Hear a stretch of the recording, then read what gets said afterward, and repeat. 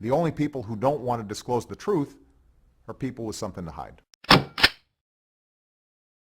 Donald Trump continues to surprise everyone. The businessman and former reality TV star turned politician leads the way in the crowded Republican presidential field, while many others who expected better results are languishing, it appears, in low single digits.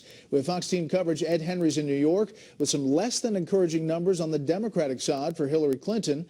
But we begin here in Washington with chief political correspondent Carl Cameron. Good evening, Carl.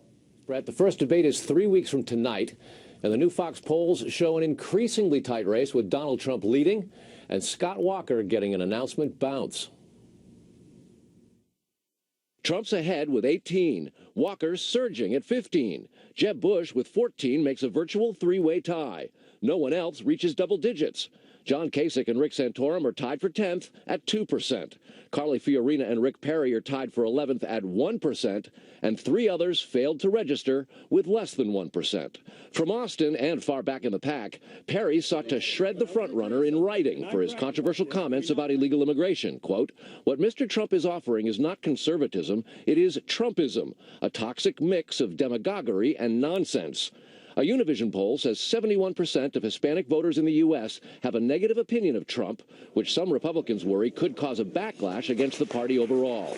Arriving in Silicon Valley by Uber, Jeb Bush, who expects to take on Trump face-to-face at the Fox debate in Cleveland, was asked about Perry's rebuke. I have a big disagreement with Mr. Trump about his tone and what he's saying because it's not accurate.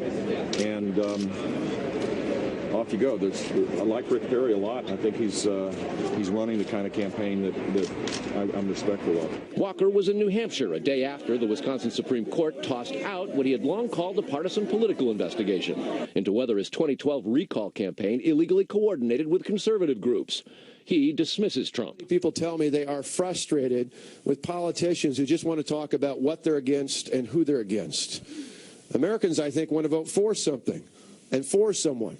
New Jersey Governor Chris Christie has been ignoring questions about Trump. In Camden, he focused on criminal justice reform and saving communities that government has neglected by changing the war on drugs to a war on addiction. And that takes a completely new set of tactics.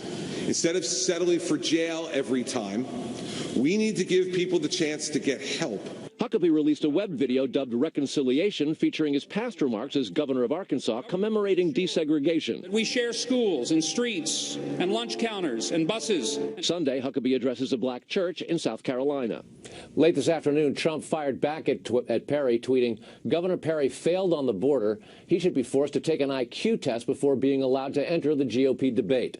The top 10 in an average of recent polls will qualify, and it's going to get cutthroat, Brett." The only people who don't want to disclose the truth are people with something to hide.